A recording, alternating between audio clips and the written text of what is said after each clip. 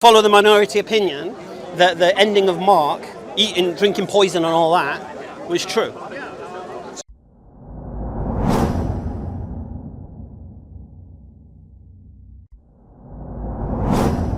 Was Mark an eyewitness?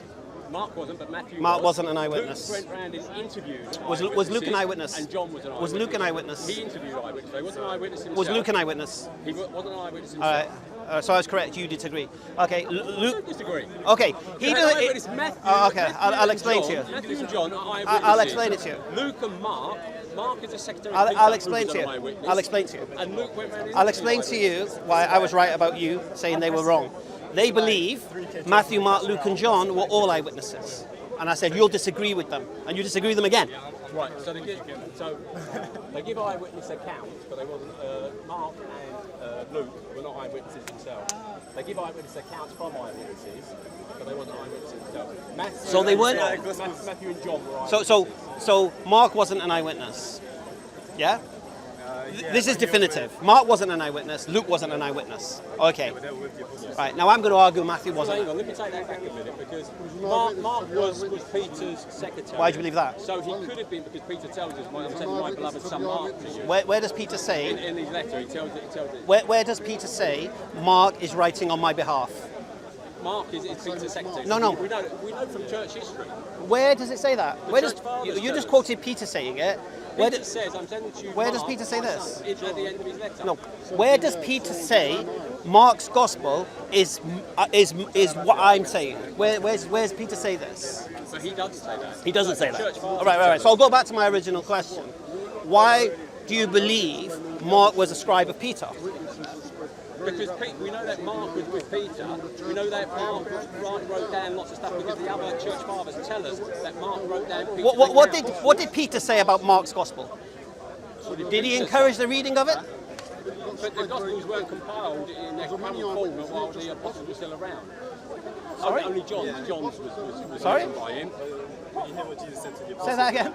So the Gospel, the canon of the Bible wasn't finished when the apostles were around. So you're saying when Peter was around, there was no Gospel of Mark? There wasn't a book that you could give to Peter. Oh, okay. So there were writings that Mark done. So what's Clement of Alexandria talking about when he refers to the Gospel of Mark and Peter? The Gospel that Mark... Where Clement of Alexandria says Peter neither neither encouraged or discouraged the reading of the Gospel of Mark. Why would Clement of Alexandria say that? Where does he say that? I'm not familiar with it. He might say that, but I'm not familiar with it. Okay. Let me. See, here's the thing. I don't do people's homework for them. I like them to reveal this themselves. Right. So my question to you is this: would you agree with me if Clement of Alexandria is saying that? That means Mark's gospel was around at the time of Peter. It was aroundish. So Mark was writing things. Was Peter aware of the Gospel of Mark? Is my question. So he would have been aware that his secretary was writing things for him. Whether he recognised it as that gospel. Right. We see the gospel. So he didn't rubber stamp it then. Well, he would have known what Mark was writing about him. So he would have been telling Mark all the things that. Why is there no mention of resurrection in the Gospel of Mark? There is in the final chapters. You don't believe them? I do believe them. Or you believe the final? Yes. Just because some of the early ones they didn't have it doesn't mean it didn't exist. Why would all the other Gospels have? So you follow the minority opinion that the ending of Mark, eating, drinking poison and all that, was true. So I believe that's all true. Yeah. Because all the other Gospels agree. So all the biblical scholars that say this is a forgery, you disagree with? Who says it's a forgery? All of them. Forgery? End in a Mark. There is no end in a Mark. Who says it's a forgery? Which Bible do you read? Which Bible you got in your pocket? I've got the English Standard, King James. Read Mark 16. Oh, you got them on your phone? Hang on. Got some security. It's that thing that was going off, isn't it? But Mark is there in all the other Gospels as well. No. According to the majority of biblical scholars... I don't care what biblical scholars I know you don't. You don't care... Okay, you don't care about people who spent their life studying the text. Fine. Most biblical scholars have got all right, so days okay. What do you base your research on? On the historical church fathers and what they said. And the biblical scholars don't do that? The biblical scholars have got their own...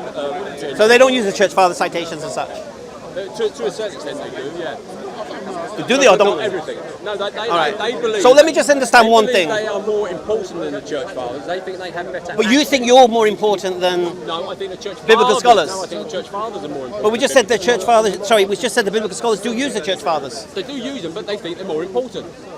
They think their methodology now can overrule what people knew in the first century. They think that what they've done in the 20th century through... Why is that? Why do you think that is? Because they've gone through a methodology. Well, not necessarily, because they've realised that you don't have the originals of what you have. Yeah, they've realised as you discover more They don't have the originals. You don't have the originals. So your early church fathers had the originals. No, but the point we have is this. We can see after the discovery of new manuscripts that it contradicts the previous book. So, for example, the KJV needed a revision after the discovery of the Codex Sinaiticus, because they highlighted all the additions and such that was found that were not found in the oldest manuscripts. Now, you yourself as a non-biblical scholar can turn around and say to me, well, I don't care. But biblical scholars, when they look at the antiquity and they look at the oldest manuscripts, and they know that the manuscripts are copied from manuscripts, if you have a manuscript containing something that's not found in the original, that's a forgery. How do you know it's not in the original? Where is your original? In the oldest. No, you said original. So now By original, okay, let me rephrase that. By the oldest manuscript. Yeah, so what they do, the way the biblical scholars work, they have two methods. They have the majority text, which is where they look at all the manuscripts and say, well, the majority say this, and they go with the majority text. Then you have the critical text, which looks at all the manuscripts and say, well, yeah, the majority say this, but these ones are older and these ones have got more weight because they're more Look, you can have 20,000... So different ways. You can have 20,000 manuscripts with 1 John 5:7 in them, and everyone thinks, oh, this is reliable because all these manuscripts say it. But if the manuscripts prior to it that it's copied from didn't have 1 John 5:7 in it, then it doesn't matter about them 20,000. But if others have attested to it through their letters and writings... Who's attested to it? That's what we said, the church fathers. You just said that the scholars... Oh, okay, you keep talking. All right. So you keep talking. It's not simple just picking up a script and saying, right, copy that script. Those scripts were letters... Why do you believe what the church fathers say? Because it all goes together. No, why do you believe what they say? Because it all comes together as coherent. So when you take the whole lot together, it's coherent. When you take individual bits, you say, well, yeah, that bit might have come from somewhere else. But it's only when it's corroborated. Why do you believe what church fathers say are reliable? For example, when Papias in the 2nd century says that Matthew's the author of Matthew, why do you believe what Papias says? I'm just trying to understand. I'm not tearing things down here. I'm trying to understand. Because the church fathers walked with the apostles. Okay? So they are straight away, they are disciples of the apostles. Sorry? Which church fathers? The early church fathers. Which one? Polycarp. Polycarp. Who was Polycarp a disciple of? Polycarp was John, wasn't it? Yeah. But there's a funny thing about Polycarp. He never quotes from the Gospel of John. No, because John was encouraged to write his gospel at a late age by his followers because he became Bishop of Ephesus. No, but so why doesn't a disciple of somebody quote them? He would have quoted John because he would have been learning from John. So you might not be able to find. You may not be able to find an exact quote that you can copy. But Polycarp and all the others would have been quoted directly from the You seem like a reasonable guy. More homework for you. Okay. Go on. I love doing homework. Yeah. Okay. So here's the homework for you now. Did Polycarp ever quote from the Gospel of John? And if he didn't, what's my criteria to prove that or disprove it? Because so you would look at the things Polycarp says, and he would reference it just from John. Yes. So you said I must find a reference from Polycarp that says John. Okay. What's my claim? According to biblical scholars, not me, not Muslims, from Christian biblical scholars. Not all Christian. Lots of atheists, okay. Strange Christians. Polycarp never quotes from the Gospel of John. Right. And this is why they question whether he was a disciple of John or not.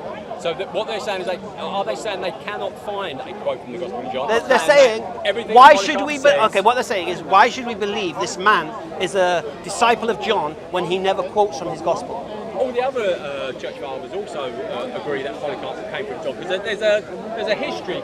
It's like your chains of narration. It isn't. The early church fathers had people who spoke to people who knew they was reliable because it was all part of the early church. I'll tell you how corrupt your church fathers are. Would you say Eusebius is a church father? He comes a bit later. He writes the church history. Yeah. Right.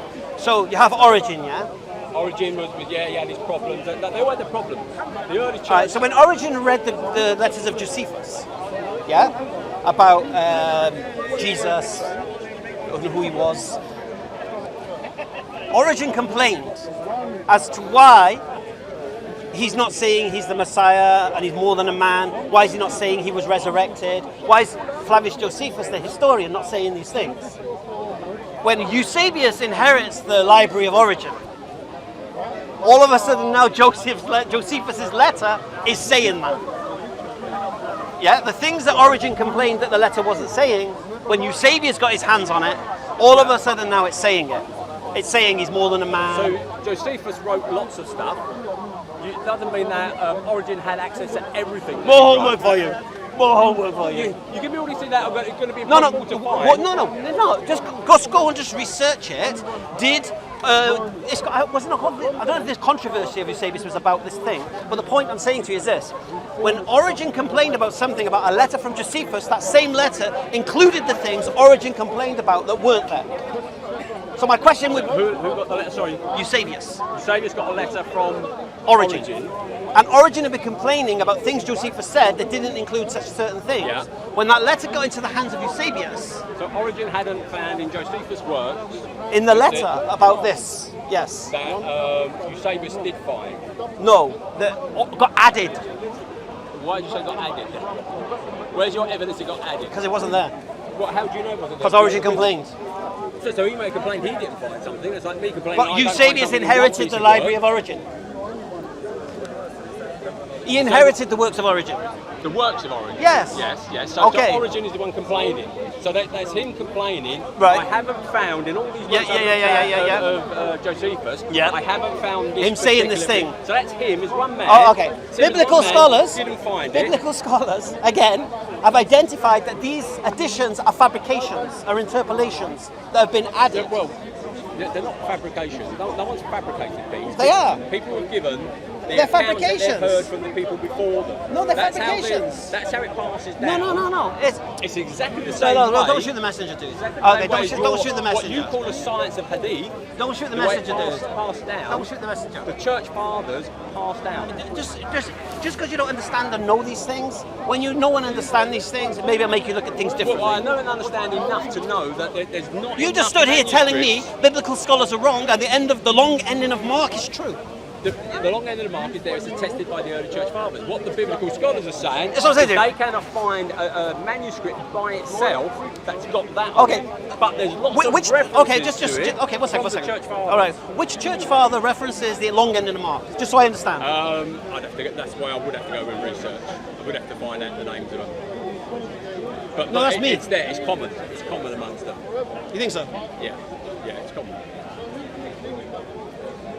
It's common, but you don't know. Sorry. One second.